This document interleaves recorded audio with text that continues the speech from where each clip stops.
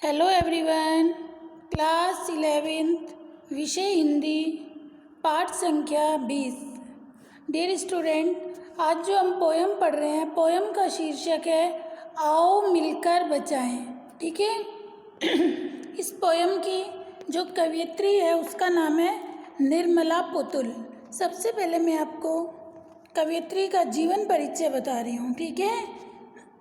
देखिए, निर्मला पुतुल का जन्म एक आदिवासी परिवार में हुआ था बेटा। ठीक है। 1972 में आदिवासी परिवार में 1972 में इनका दुमका झारखंड में इनका जन्म हुआ। ठीक है। इनका आरंभिक जीवन बहुत ही संघर्ष में रहा। इनका जो जीवन था वो जीवन के आरंभिक दिन बहुत ही संघर्ष में रहे। घर में शिक्षा का माहौल होने, पिता और चाचा शिक्षक थे। घर के बावजूद रोटी की समस्या से जूझने के कारण नियमित अध्ययन बाधित होता रहा। देखिए, शिक्षा का जो माहौल था वो घर में ही था। ठीक है। पिता और चाचा दोनों शिक्षक थे, लेकिन आर्थिक तंगी बहुत ज़्यादा थी। रोटी की समस्या से जूझने के कारण नियमित अध्ययन बाधित होता रहा, अर्थात पढ़ाई में कोई ना कोई बाधा आती रही। किसके जीवन में? निर्मला पुतुल के। नर्स बनने पर आर्थिक कष्टों से मुक्ति मिल जाएगी, यह विचार कर उन्होंने नर्सिंग में डिप्लोमा लिया। ठीक है। नर्सिंग की कि चलो मैं नर्स बन जाऊंगी तो घर की आर्थिक परेशानी ख़त्म हो जाएगी। काफ़ी समय बाद इग्नू से स्नातक की डिग्री प्राप्त की। संथाली समाज और उसके राग बोध से गहरा जुड़ाव पहले से ही था। नर्सिंग की शिक्षा के समय बाहर की दुनिया से भी परिचय हुआ। किसका? निर्मला पुतुल का। ठीक है। इनका बाहर की दुनिया से भी परिचय हुआ। नर्सिंग की शिक्षा के समय इनका काफ़ी लोगों से काफ़ी परिचय हुआ। दोनों समाजों की क्रिया प्रतिक्रिया से वह बोध विकसित हुआ, जिससे वे अपने परिवेश की वास्तविक स्थिति को समझने में सफल हो सके। उन्होंने आदिवासी समाज की विसंगतियों को तत्लीनता से उकेरा है। कड़ी मेहनत के बावजूद खराब दशा, ठीक है, कुरीतियों के कारण बिगड़ती पीढ़ी, थोड़े लाभ के लिए बड़े समझौते, पुरुष वर्चस्व, स्वार्थ के लिए पर्यावरण की हानि, शिक्षित समाज का दिक्कुओं और व्यवसायियों के हाथों की कठपुतली बनना, वे स्थितियां हैं जो पुतुल की कविताओं के केंद्र में हैं। ठीक है। वे आदिवासी जीवन के कुछ अनछुए पहलुओं से कलात्मकता के साथ हमारा परिचय कराती है और संथाली समाज के सकारात्मक और नकारात्मक, पॉजिटिव और नेगेटिव दोनों ही पक्षों को बेबाकी से सामने रखती है। संथाली समाज में जहाँ एक और सादगी, भोलापन, जहाँ के लोग सीधे साधे, भोले, प्रकृति से जुड़े हुए, कठोर परिश्रम करने वाले और जैसे सकारात्मक तत्व हैं, पॉजिटिव बातें संथाली समाज के लोगों के लिए निर्मला पुतुल ने क्या बताई कि सीधे साधे भोले भाले लोग, प्रकृति से उन्हें बहुत ज़्यादा प्रेम, कठोर परिश्रमी। वहीं दूसरी ओर अशिक्षा, पढ़े लिखे नहीं हैं, कुरीतियाँ और शराब की ओर बढ़ता झुकाव भी है। अब नकारात्मक पक्ष क्या बताए? नकारात्मक पहलू क्या बताए? अशिक्षा, कुरीतियाँ और शराब की ओर बढ़ता झुकाव। अब देखिए, कविता है वे आदिवासी जीवन के कुछ अनछुए, इनकी प्रमुख रचनाएं नगाड़े की तरह बजते शब्द, अपने घर की तलाश में। ठीक है। कवियत्री परिचय बेटा आपको समझ आ गया कि कवियत्री कहाँ की है? आदिवासी परिवार में इसका जन्म हुआ था, 1972 में हुआ था। घर की आर्थिक स्थिति अच्छी नहीं थी। पिता चाचा टीचर थे, शिक्षक थे। ठीक है। इनकी इच्छा थी कि नर्सिंग कर ले, नर्स बन जाए, जिससे घर की आर्थिक स्थिति ठीक हो जाएगी। इग्नू से इन्होंने स्नातक की डिग्री प्राप्त की। संथाली समाज और उसके राग बोध से गहरा जुड़ाव पहले से ही था।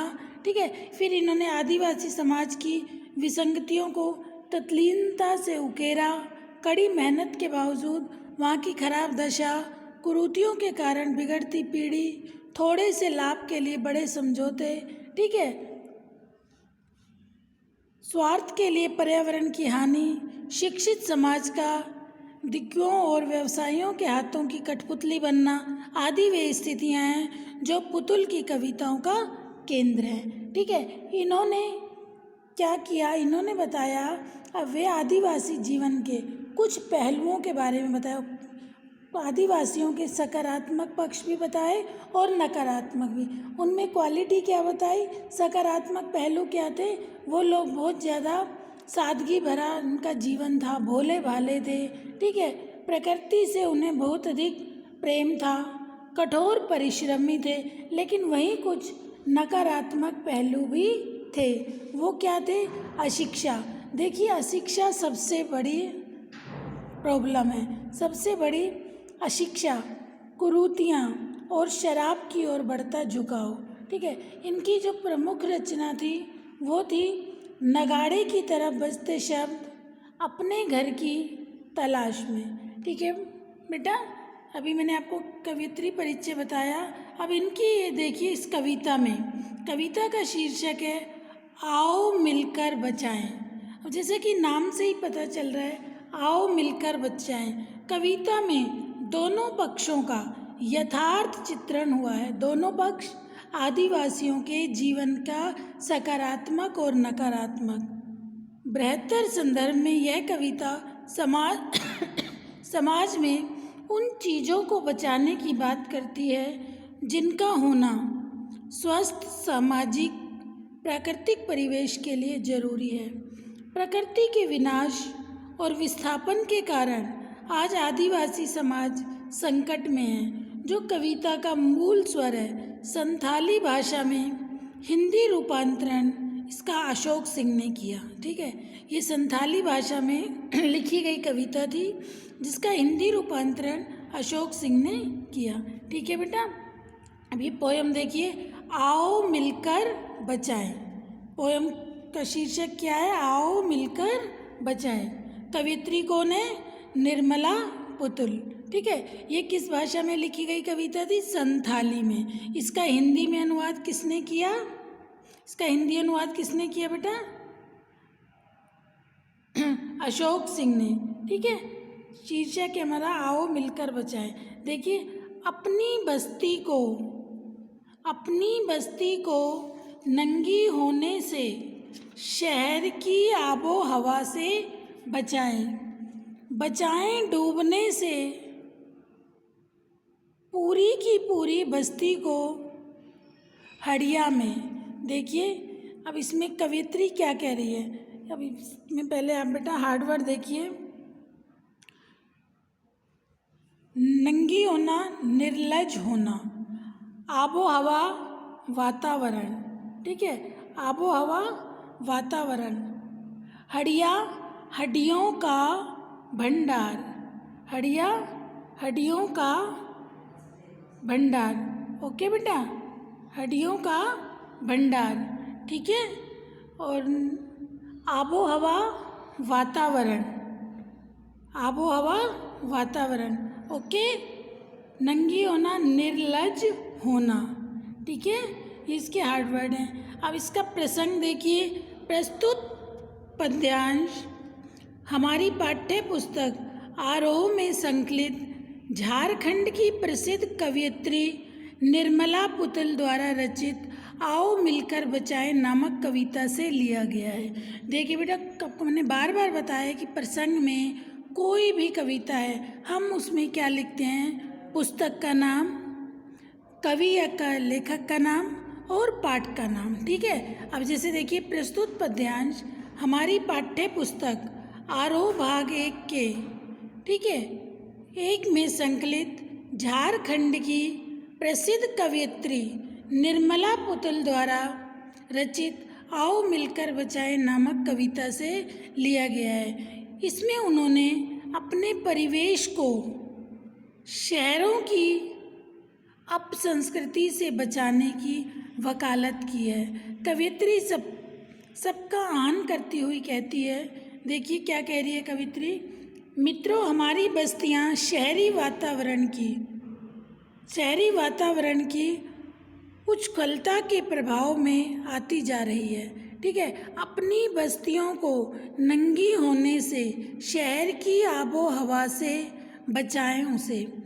इस कारण हमारे क्षेत्र में पाई जाने वाली मर्यादाएं टूटती जा रही हैं। हमारे इलाके के लोग शर्म हया छोड़कर निर्लज होते जा रहे हैं। उनके तन के कपड़े भी तन ढकने के बजाय तन को दिखाने की होड़ कर रहे हैं। देखिए, अपनी बस्तियों को नंगी होने से बचाएं, शहर की आबो हवा से बचाएं, डूबने से पूरी की पूरी बस्ती को हड़िया से।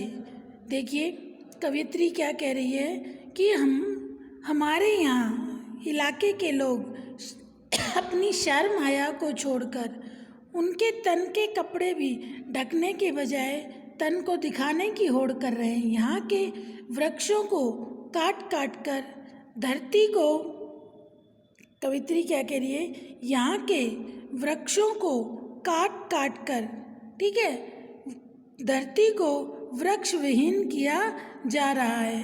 ठीक है, इस तरह तो एक दिन पूरी बस्ती हड्डियों का ढेर बन जाएगी। अर्थात शहरी संस्कृति के प्रभाव में यहाँ के निवासी रक्त मांसहीन होकर दुर्बल हो जाएंगे और वातावरण प्रदूषित हो जाएगा। दोबारा देखिए कवित्री क्या कह रही है। अपनी बस्तियों को नंगी होने से, शहर की आबो हवा से बचाएं उसे, बचाएं डूबने से पूरी की पूरी बस्ती को हड्डिया से, हड्डियों का भंडार। देखिए कवित्री क्या कह रही है। मित्रों, हमारी बस्तियां शहरी वातावरण की, ठीक है, शहरी वातावरण की स्वतंत्रता के प्रभाव में आती जा रही हैं। ठीक है, इस कारण हमारे क्षेत्र में पाई जाने वाली सारी मर्यादाएं अब टूटती जा रही हैं। हमारे इलाके के लोग निर्लज होकर नंगे घूम रहे हैं। उनके तन के कपड़े भी तन ढकने के बजाय तन को दिखाने की होड़ कर रहे हैं। यहाँ के वृक्षों को काट काट कर धरती को वृक्ष विहीन किया जा रहा है। अर्थात यहाँ के वृक्षों को काटा जा रहा है, वृक्षों को काट कर धरती को वृक्ष विहीन किया जा रहा है। इस तरह तो एक दिन पूरी की पूरी बस्ती हड्डियों का ढेर बन जाएगी। ऐसे तो एक दिन पूरी बस्ती हड्डियों का भंडार बन जाएगी। अर्थात शहरी संस्कृति के प्रभाव में यहाँ के निवासी रक्त मांसहीन होकर, ठीक है, दुर्बल हो जाएंगे और वातावरण प्रदूषित हो जाएगा। देखिए इस पद्यांश में अपने देश परिवेश को बचाने की तड़फ और ललक है। ठीक है, समझ आ गया बेटा। सेकंड पद में कवित्री क्या कह रही है। छोटी सी पोयम है ये, एक बार और देख लीजिए, समझ नहीं आया तो आओ मिलकर बचाएं। इस कविता में जैसे कवित्री प्रकृति प्रेम और संस्कृति प्रेम की उनकी यह कविता है। ठीक है, अब एक कवित्री मैंने आपको बता दिया था झारखंड के संथाली तो रंग और जीवन शैली को बचाना चाहती है। वह अपनी बस्ती को शहर की अपसंस्कृति से बचाकर झारखंड की माटी के रंग में रंगना चाहती है। वह चाहती है कि उनके जीवन में गर्माहट, ताजगी, हरियाली, भोलापन, अक्खड़पन, जुझारूपन बना रहे। वे पहले की तरह धनुष बाण कुल्हाड़ी को धारण करें। उन्हें वही जंगल की ताज़ा हवा, नदियों की पवित्रता, ठीक है, जंगल की ताज़ी हवा, नदियों की पवित्रता, पहाड़ी गीतों की धुन, मिट्टी की सुगंध, नाचने गाने के लिए गीत और आंगन, रोने के लिए एकांत, बच्चों के लिए मैदान और पशुओं के लिए घास बूढ़ों के लिए पहाड़ों की शांति मिलती रहे। वह अब भी पहले की तरह विश्वास, आशा और सपनों के संसार में जीना चाहती है। ठीक है बेटा, ये फर्स्ट पद आपको समझ आ गया। सेकंड देखिए, इसमें सेकंड पद है अपने चेहरे पर संथाल परगना की माटी का रंग, भाषा में झारखंडीपन। अपने चेहरे पर संथाल परगना की माटी का रंग, भाषा में झारखंडीपन। ठंडी होती दिनचर्या में जीवन की गर्माहट, मन का हरापन, भोलापन, दिल का अक्खड़पन, जुझारूपन भी। ठीक है, अब बेटा देखिए इसके हार्ड वर्ड देखिए। संथाल परगना अर्थात पूर्वी भारत, विशेषकर झारखंड का एक आदिवासी क्षेत्र। संथाल परगना पूर्वी भारत, ये विशेषकर झारखंड का एक आदिवासी क्षेत्र। झारखंडीपन, झारखंड का स्वभाव। ठंडी होती धीमी पड़ती। दिनचर्या, दैनिक जीवन की गतिविधि। हरापन, हरियाली। ठीक है, नेक्स्ट अक्खड़पन, कठोर होना। जुझारूपन, संघर्ष करने का स्वभाव। ठीक है, दोबारा देखिए। संथाल परगना पूर्वी भारत, झारखंडीपन, झारखंड का स्वभाव। नेक्स्ट ठंडी होती धीमी पड़ती। ओके, दिनचर्या, दैनिक जीवन की गतिविधि। हरापन, हरियाली। अक्खड़पन, कठोर होना। जुझारूपन, संघर्ष करने वाला स्वभाव।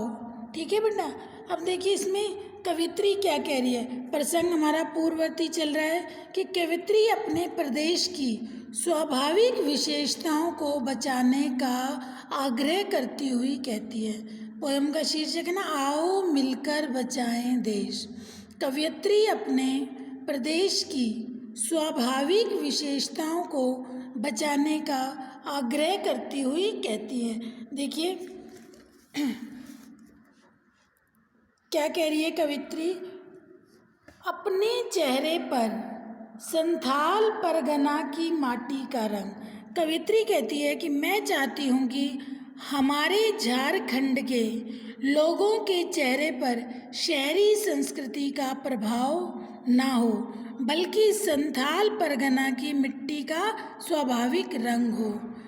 कवित्री क्या कह रही है, अपने चेहरे पर संथाल परगना की माटी का रंग हो। कवित्री कह रही है कि मैं चाहती हूँ कि हमारे झारखंड के लोगों के चेहरे पर शहरी संस्कृति का प्रभाव ना हो, बल्कि संथाल परगना की मिट्टी का स्वाभाविक रंग हो। ठीक है, कहने का तात्पर्य यह है कि लोगों के व्यवहार में प्रादेशिक गुण बने रहें, उनकी भाषा का झारखंडीपन स्वभाव नष्ट ना हो, वे अपनी बोली में बोलें। ठीक है, भाषा के झारखंडीपन झारखंड का स्वभाव। कवित्री कह रही है कि अपनी भाषा का झारखंडीपन स्वभाव नष्ट ना हो, वे अपनी बोली में ही बोले। ठीक है, ठंडी होती दिनचर्या में जीवन की गर्माहट। शहरी संस्कृति के, कवित्री क्या कह रही है, शहरी संस्कृति के प्रभाव में आकर यहाँ के लोगों की दिनचर्या में ठहराव आ गया है। शहरी संस्कृति के प्रभाव में आकर यहाँ के लोगों की दिनचर्या में भी ठहराव आ गया है। अपने जीवन का उनका उत्साह, जीवन की गर्माहट, जीवन का उत्साह नष्ट हो गया है। मैं चाहती हूँ कि मन का हरापन, कवित्री कहती है मैं चाहती हूँ कि उनके जीवन में उत्साह फिर से लौट आए। हरापन, हरियाली अर्थात सरसता, मधुरता, कि मैं चाहती हूँ उनके जीवन का उत्साह फिर से लौट आए, मन में फिर से सरसता और मधुरता आ जाए, उनके दिलों में चालाकी और समझदारी के बजाय, ठीक है, भोलापन दिल का, अक्खड़पन जुझारू भी। कवित्री कह रही है कि मैं चाहती हूँ कि उनके जीवन में वह उत्साह फिर से लौट आए, मन में फिर से समरसता और मधुरता आ जाए, उनके दिलों में चालाकी और समझदारी के बजाय वही पहले जैसा भोलापन उनके स्वभाव में, उनका स्वभाव का अक्खड़पन, उनका बात बात पर गर्म होकर तन जाना और संघर्ष करने के लिए तैयार रहना, ये सब गुण वापस आ जाएं। देखिए कवित्री क्या कह रही है, दोबारा देखिए। मैं चाहती हूँ ठंडी होती दिनचर्या में जीवन की गर्माहट, मन का हरापन, भोलापन दिल का, अक्खड़पन जुझारूपन भी। कवित्री कह रही है कि मैं चाहती हूँ कि मेरे झारखंड के लोगों के चेहरे पर शहरी संस्कृति का प्रभाव ना रहे, ठीक है, अपने चेहरे पर, उनके चेहरे पर संथाल, झारखंड का, ठीक है, झारखंड क्षेत्र की मिट्टी का रंग रहे, ठीक है, उनकी जो दिनचर्या में जो ठहराव आ गया है, उनके जीवन का जो उत्साह नष्ट हो गया है, मैं चाहती हूँ उनके जीवन में अब फिर से वो उत्साह लौट आए, ठीक है, फिर से समरसता और मधुरता आ जाए, उनके दिलों में चालाकी और समझदारी के बजाय वही पहले जैसा भोलापन आ जाए, अक्खड़ जुझारू भी, और उनके स्वभाव का अक्खड़पन, उनका बात बात पर गर्म होकर तन जाना और संघर्ष करने के लिए तैयार रहना, सब गुण वापस लौट आए। ठीक है बेटा, अब इसका विशेष देखिए। विशेष में कवित्री ने क्या कहा है, कवित्री का स्वयं संस्कृति प्रेम प्रकट हुआ है कि उसे अपनी संस्कृति से कितना अधिक प्रेम है, उसे संथाली लोक स्वभाव पर स्वाभाविक गर्व है, ठीक है, कवित्री को स्व संस्कृति पर बहुत अधिक प्रेम है, ठीक है। नेक्स्ट, भाषा अत्यंत सरल है, यह जन जन के करीब की भाषा है, इसमें कृत्रिमता की जगह निर्झर जैसी सहजता है, भाषा का प्रवाह मुग्धकारी है, ठीक है। शहराती जीवन की जड़ता और, ठीक है, जड़ता और ठहराव की जगह कवित्री ने उमंग, उत्साह, जोश भरे जीवन की वकालत की है। हो गया क्लियर बेटा? ये 2 पद मैंने आपको समझा दिए। ओके, समझ आ गया? कोई भी डाउट हो बेटा, आप अपने डाउट ज़रूर क्लियर कीजिए, और जिस दिन जिस चैप्टर की वीडियो आती है उस दिन आप उसे सुने समझें, ठीक है बेटा। डेली की वीडियो आप डेली देखें, डेली समझें, अपनी बुक से पढ़ें, इस वीडियो को सुने। कोई भी डाउट हो आप अपने डाउट ज़रूर क्लियर किया करो। ओके बेटा, थैंक यू।